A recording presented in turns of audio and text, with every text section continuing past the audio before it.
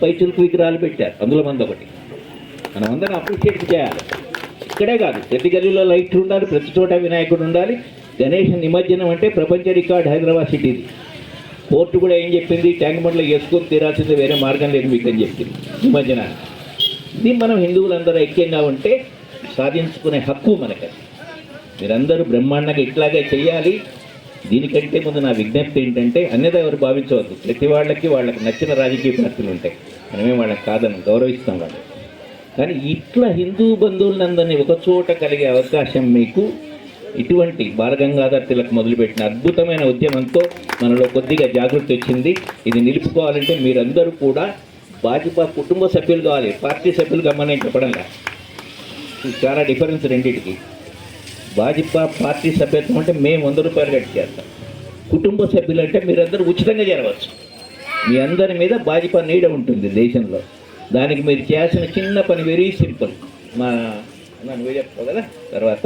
మా శివన్న ఉంటే మాకేం టెన్షన్ లేదు, మా రగన్న ఉంటే అంతకంటే టెన్షన్ లేదు. చాలా సింపుల్. అక్కడ పప్పు కూర నంచుకొని తినేటప్పుడు కూడా మాట వినాలి. మిత్రులారా వినండి. ఫస్ట్ మీరు చేయవలసిన చిన్న పని ఏమిటంటే, మీ స్మార్ట్ ఫోన్ తీసుకొని 8800002024 నెంబర్కి మీ షుట్కాలు ఇవ్వండి చాలు.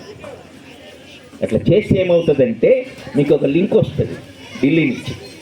ఆ లింక్ నొక్కితే మీకు ఒక ఓటీపీ వస్తుంది. ఆ ఓటీపీ కింద కాపీ ఓటీపీ అని వస్తుంది, అది నొక్కండి. అప్పుడు మీ అప్లికేషన్ ఫామ్ రెడీ అవుతారు. అందులో మీ పేరు, డేట్ ఆఫ్ బర్త్, కింద మీ అడ్రస్సు, మీ మొబైల్ నెంబర్ వేసాక లాస్ట్ కాలం దగ్గర మీరు అయిపోతారు. రెఫరల్ నెంబర్ అని అడుగుతుంది.